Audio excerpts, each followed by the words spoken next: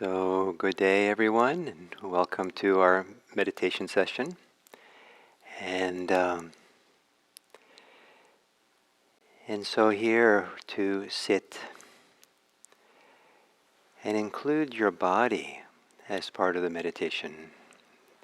It's helpful to have the body be at the center of your meditation, partly because centered in the body, grounded in the body, gives us much more capacity for patience, for openness, for an ability to be present for what is here. And cultivating, developing our capacity to be present for all the different things that can come in our lives is one of the tasks of meditation, because sooner or later there'll be very challenging things that we all have to experience, and have prepared ourselves with developing our capacity to be present, to be open, to be patient is so important. So gently taking a comfortable but alert meditation posture.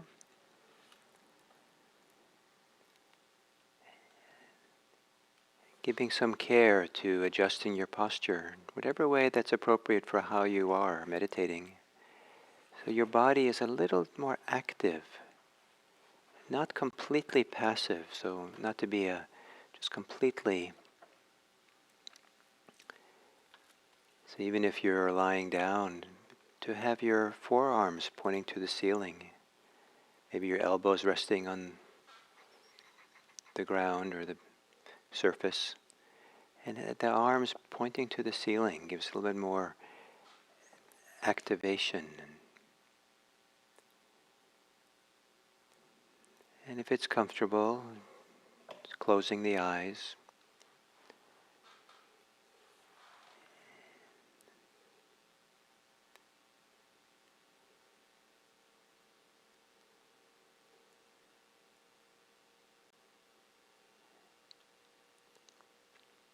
And taking a few long, slow, deep breaths. Taking your time with the inhale, as long as it's comfortable to breathe in. Taking your time to breathe in, feeling maybe the comfort or the pleasure of that. Taking your time to exhale, as long as it's comfortable to exhale.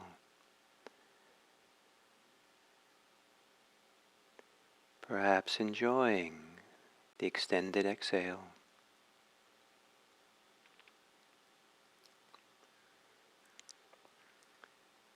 And with the extended exhale, to relax in the shoulders, soften.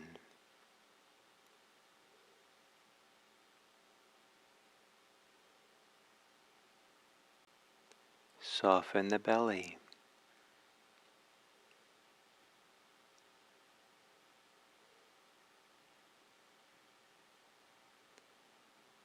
And relax the whole body down into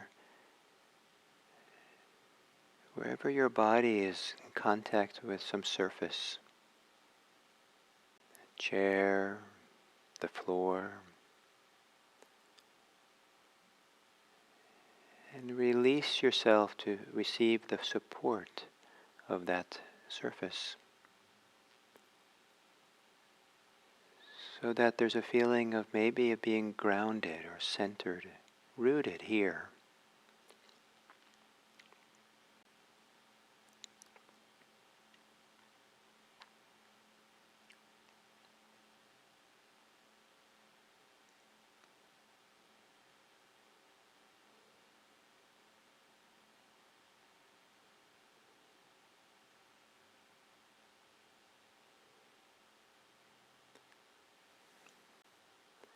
Letting your breathing return to normal.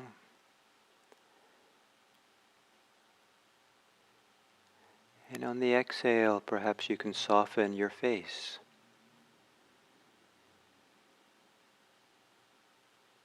Around the eyes,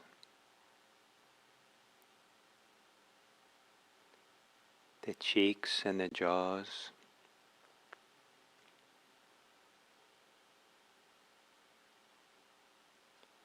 And also to relax the area of your brain, or wherever there might be some contraction or energy associated with thinking, wanting, resisting.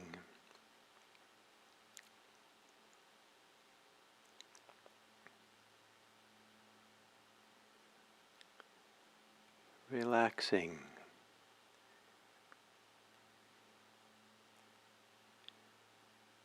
And then as you sit here now, spending these few minutes settling in, can you recognize inside of you, in your body, your mind, your heart, the capacity to be patient with what is?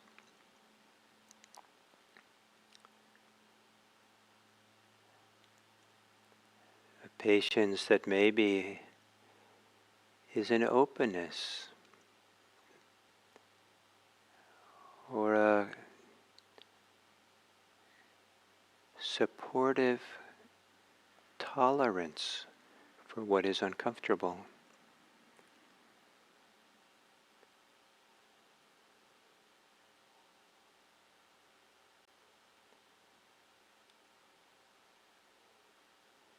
A recognition of the challenges that might be here while you're meditating. That in the very recognition, there is a patience, a kind of acceptance, openness, in that clear recognition of what is uncomfortable or difficult.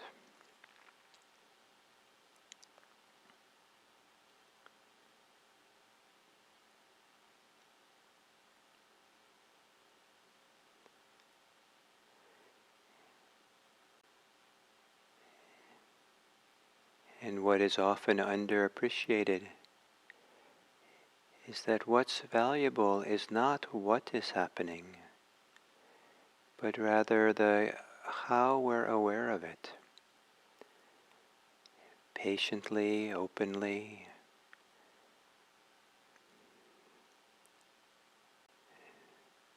non-reactively,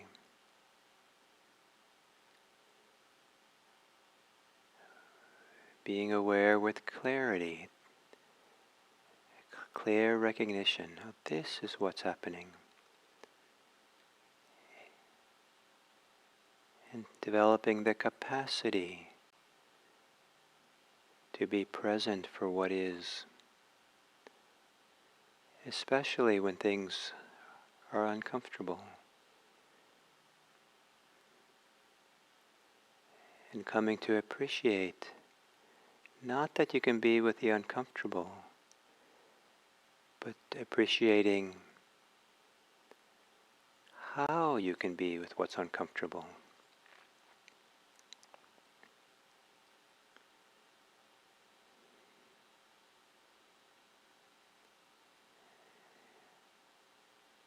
And one support for this grounding in the body, for ability to be patient and open, is the constancy of our attention to the breathing. The rhythm of breathing in and out becomes the beat that keeps us steady and going and maybe uninterruptible in our attention here in the present.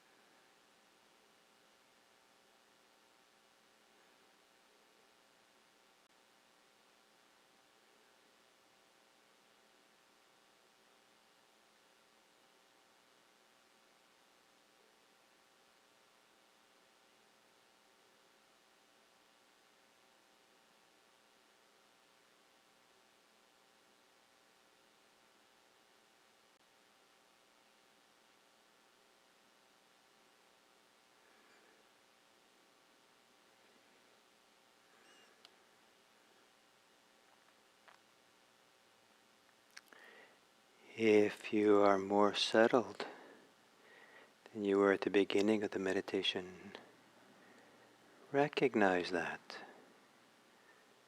Maybe recognizing it as a capacity to be more patient, more open to what's happening.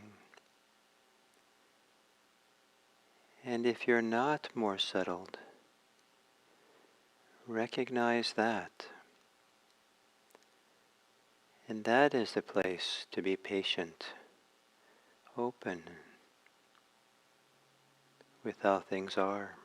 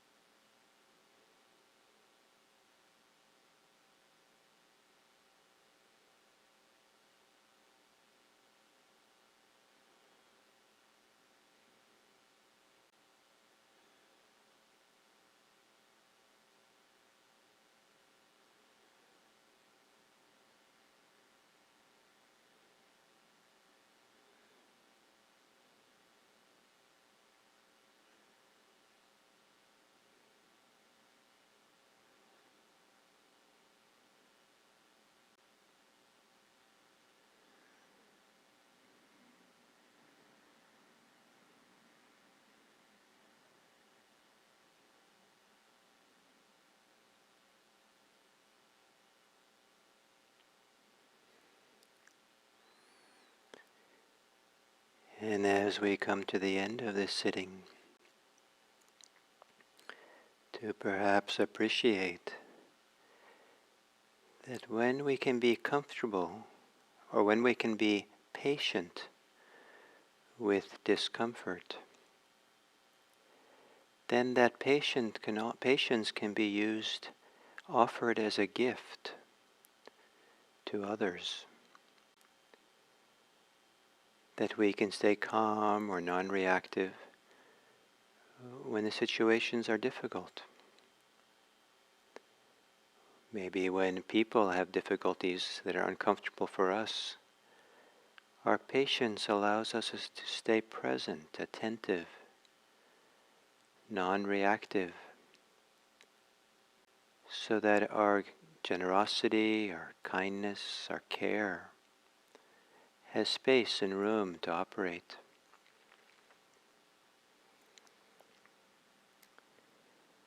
May it be that our development, our cultivation of greater capacities in patience, attention, kindness can grow through our meditation practice in such a way that it can be a gift to the world. We can dedicate it to the world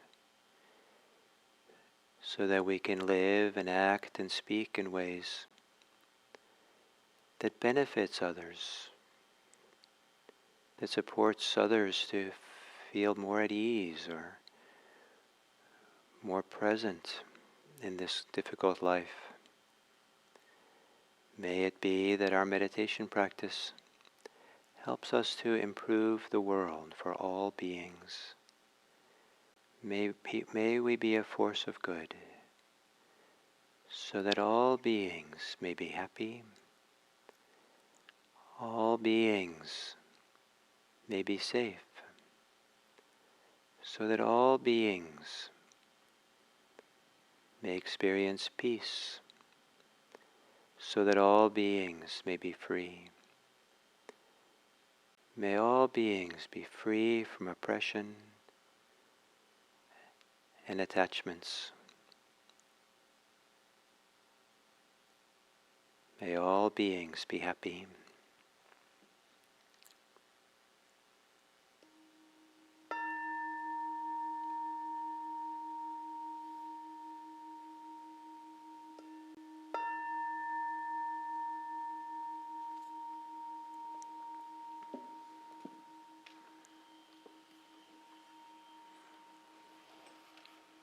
Thank you.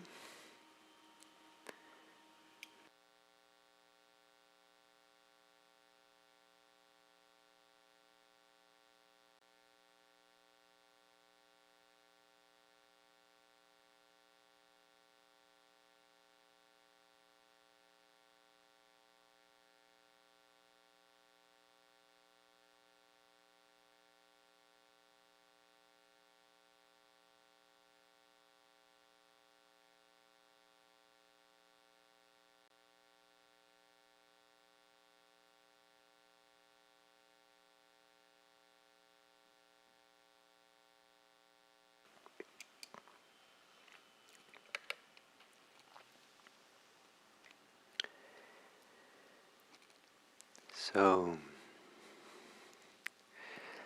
warm greetings on this Sunday, and I would like to talk a little bit about patience, or use that as a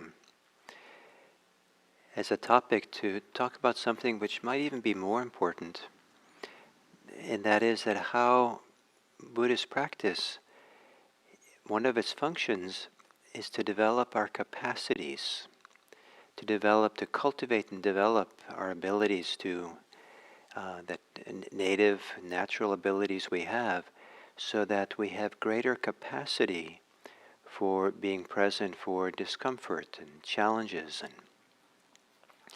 and greater capacity to be at peace when things around us are difficult and not at peace. So patience is part of this task. We have a capacity for patience, and we can develop it. The Pali word for patience is khanti, Khanti, and it's a rich word. It has many connotations that maybe are greater than the English word patience. It sometimes has the association with I mean, I don't know, for me it has association with an openness, a willingness to be present for experience, a openness to be present for whatever's happening, including what's difficult.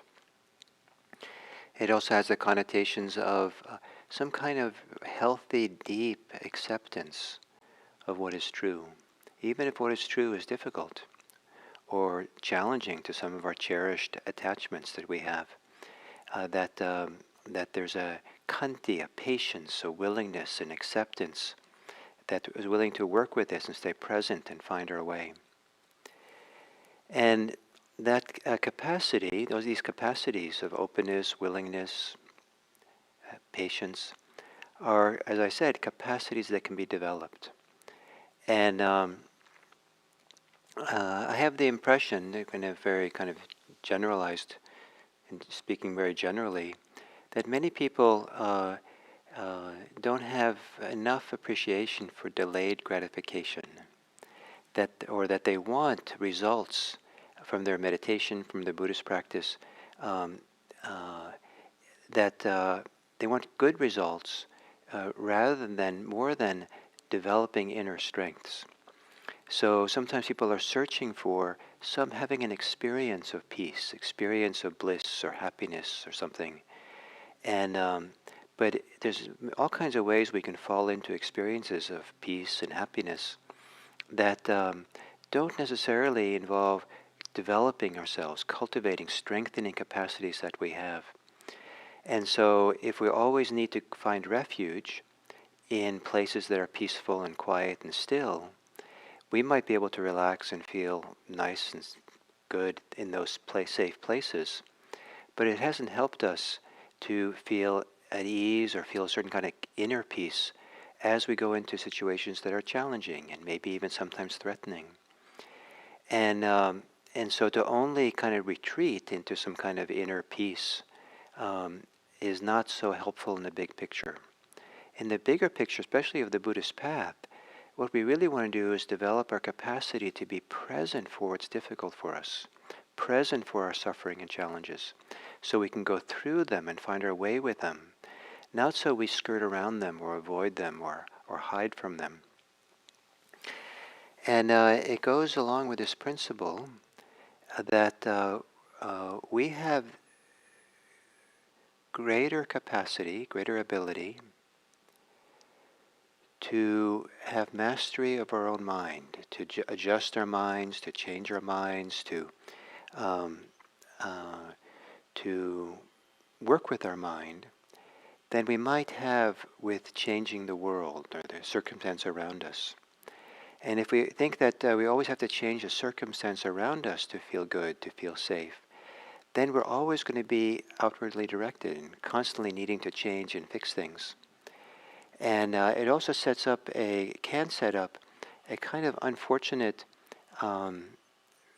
tension between us and the world. If we have to change the world so that we're safe, then the world has to accommodate us and we have to assert ourselves, or there has to be a push and a pull. And of course that's appropriate at times, but if that's all we know how to do, then we actually make ourselves less safe, because we always need to have the world change for us. But Buddhist practice is about developing an inner safety, inner strength, an inner capacity to be present.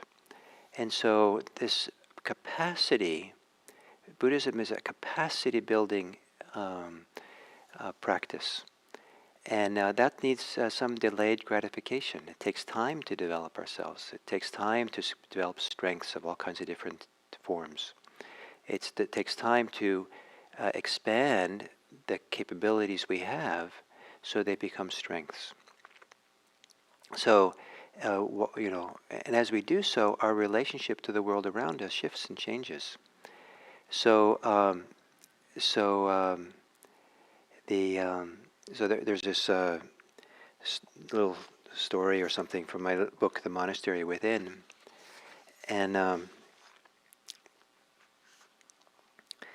the abbess once instructed the younger monks and nuns with the following. If a fly lands on the back of an ant, it's a big burden for the ant. If a fly lands on the back of an elephant, it is a very small thing for the elephant. You will have many challenges in life. It's up to you whether you face them like an ant or an elephant. So this ability to develop ourselves so that there is a kind of there's a large capacity, and that largeness of our capacity to be patient, to be present, to be mindful, to let go, to be non-reactive, to be generous.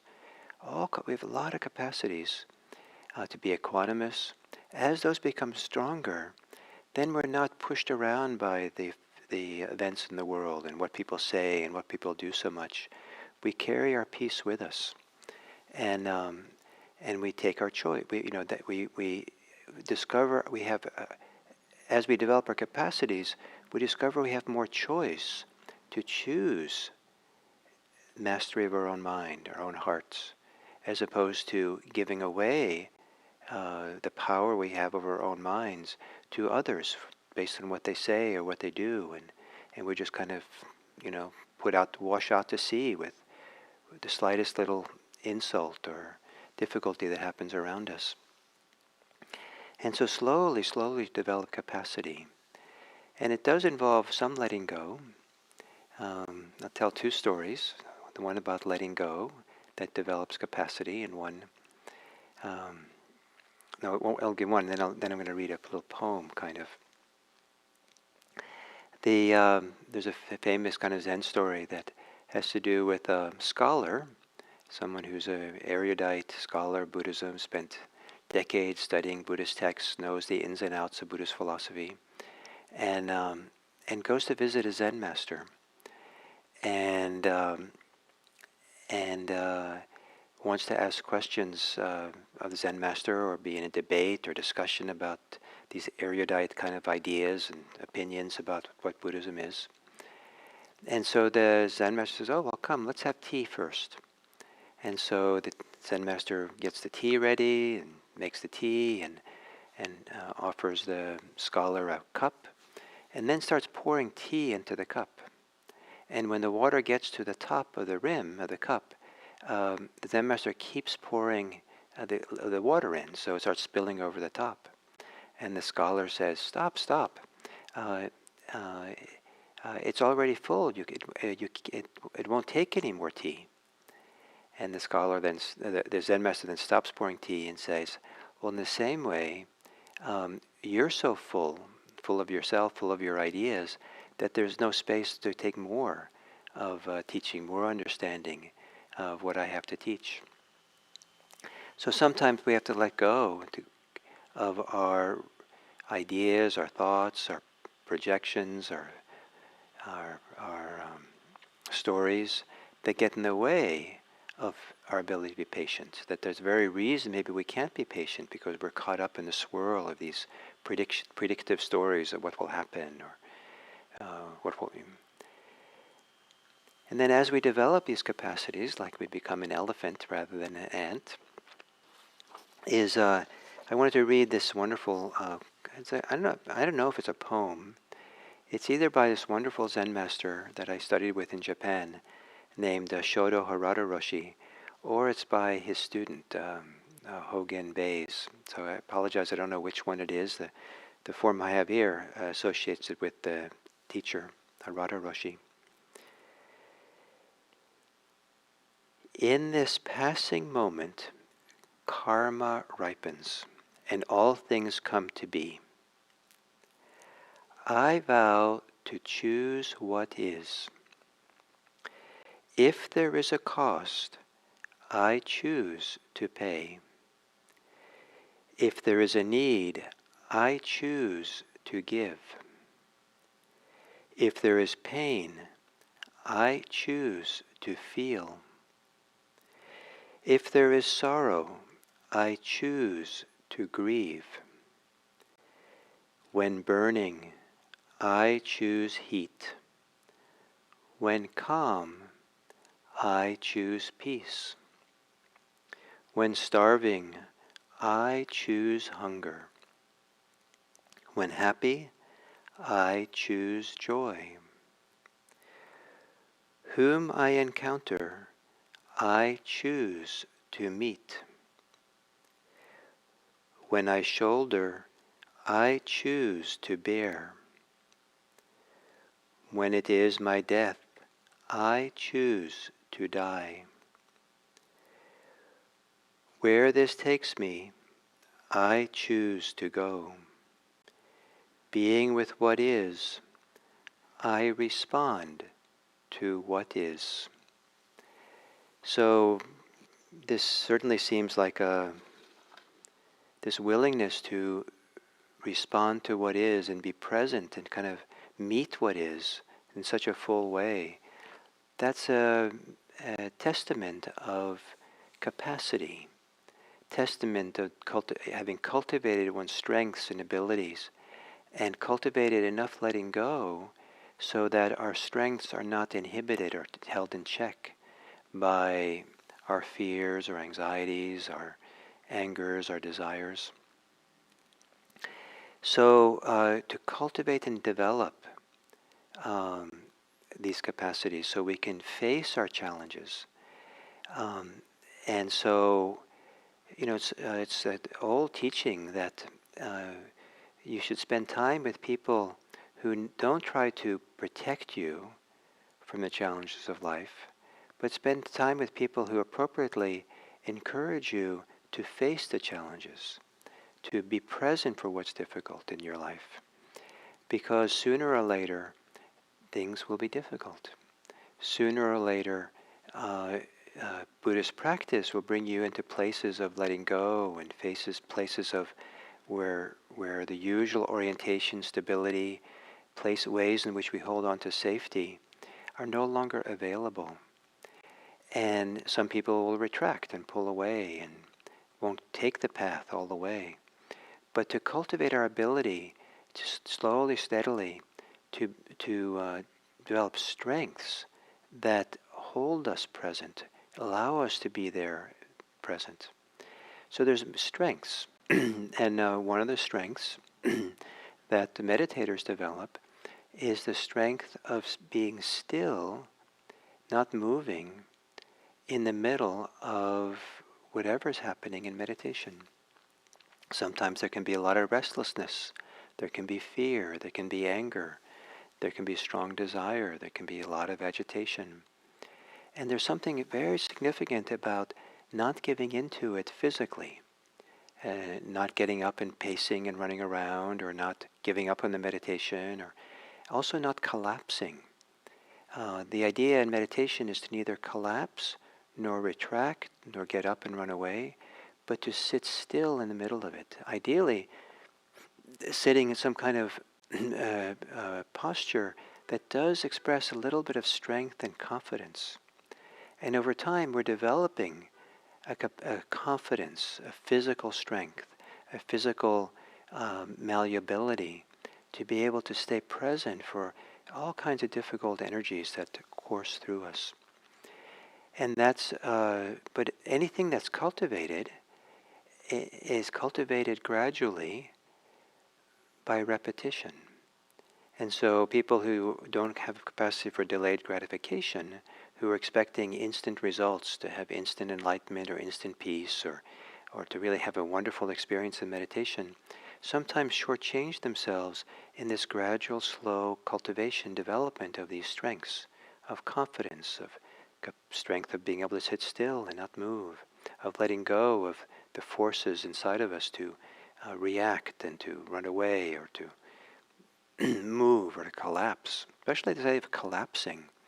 The wonderful thing about meditation is that it can be a place where we can feel the sorrow, the challenges, the grief, the angers we have, the difficulties we have, but to do it uprightly with this kind of dignified, confident posture.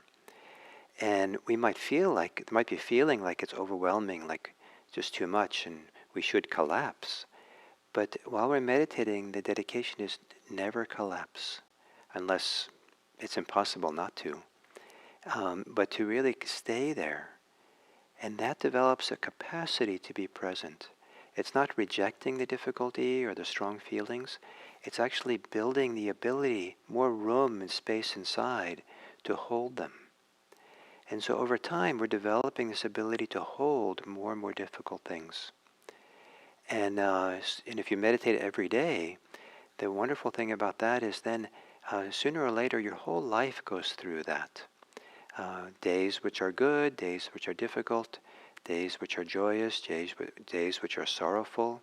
They all get processed. They all have their chance to be experienced and in meditation practice.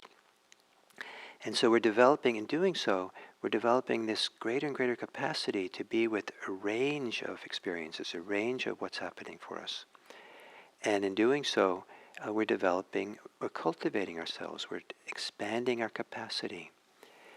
And eventually, maybe our capacity becomes so big and so huge that most things that come along don't agitate us. Not because we're aloof from them or distant from them, but maybe we can feel them even better than we did before, because when there's a lot of reactivity and swirls of stories and ideas and judgments, that's kind of a veil between us and ourselves, us and our story. But as we get quieter and stiller and less reactive and less swept away in the stories and judgments and commentary of what's happening, then we actually more present to be there. And maybe there's greater and greater capacity to hold it. And at some point, what we come to appreciate is, or kind of identify with, is the strengths we have, the capacities we have, more than what our experience is, the experiences that come and go as we go through our life. And that gives a ballast to our life, that gives stability to our life, because then we're not so easily swayed and pushed around and impacted by the vagaries of life, the ups and downs in life, and that are huge. Like, I don't want to dismiss or diminish how huge the challenges we have, that we can have, but we learn to choose. We learn to choose an attitude. We learn not to give away our freedom. If someone criticizes us or treats us as somehow being inferior, we participate. If we start feeling inferior because of that, then we are participating. We're actually choosing it ourselves. And to let other people have that kind of influence on us so that we are choosing to go along with it is really sad. And this ability to master our minds, see our minds, what it's doing, is one of the great skills of mindfulness meditation, of Buddhist practice. There is a kind of self-mastery we develop so that we can choose how we are. We can develop an ability to be present more widely. And then we have, hopefully, with our wisdom, an ability to respond appropriately. We're not here just to be patient with things and accept things, and that's the end of the story. I hope we're here also to make the world a better place and to stand up and speak up when necessary, and to change this world for the better, and to speak up against injustice when we encounter it. We don't want to just simply be patient with injustice in the world, but we want to have developed patience so that we are not coming from a reactive place, a place where our capacity for difficulty has been diminished, but rather we want to come from a place where capacity is expanded, so that we have a level of ease or peace or non clinging in how we then respond and act in the world. I came across recently a quote by Viktor Frankl, who was he wrote the book Man's Search for Meaning, and he spent time in the German concentration camps in World War II. And a lot of his philosophy and that he developed, and his teachings that he developed because he was inspired by the people in camps who he said chose to respond to each thing with a mastery, with not giving up, not abandoning their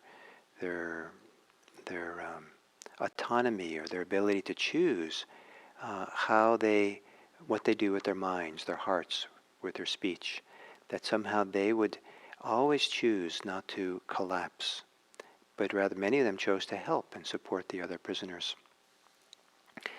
So this ability to develop capacities, and I probably I've said this enough now, but I just want to really, as I finish this talk, underscore that very important part of Buddhist practice is cultivation. It's called, in Pali, it's called bhavana, Bhavana, and it's sometimes the word for practice. In English, we might say I have a spiritual practice. It's the word bhavana. It's also sometimes used for the word for meditation, bhavana. But literally what it means is cultivation or development. And so the idea we're cultivating something and developing something. And for some people this is an exhausting idea. For some people it's a difficult one because if it kind of gets entangled with ideas, I'm not good enough and I have to prove myself, or I have to now strain and try to get something beyond the present moment, then it can be quite a burden.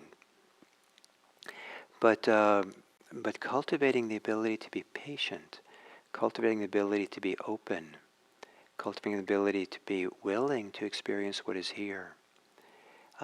This is one thing to cultivate and develop that goes along with not trying to change the world, not trying to change ourselves. So it may hopefully don't get so entangled with the cultivation part, because what we're cultivating is cultivating capacity to be present for what is. And that is, I think, in some ways, the ultimate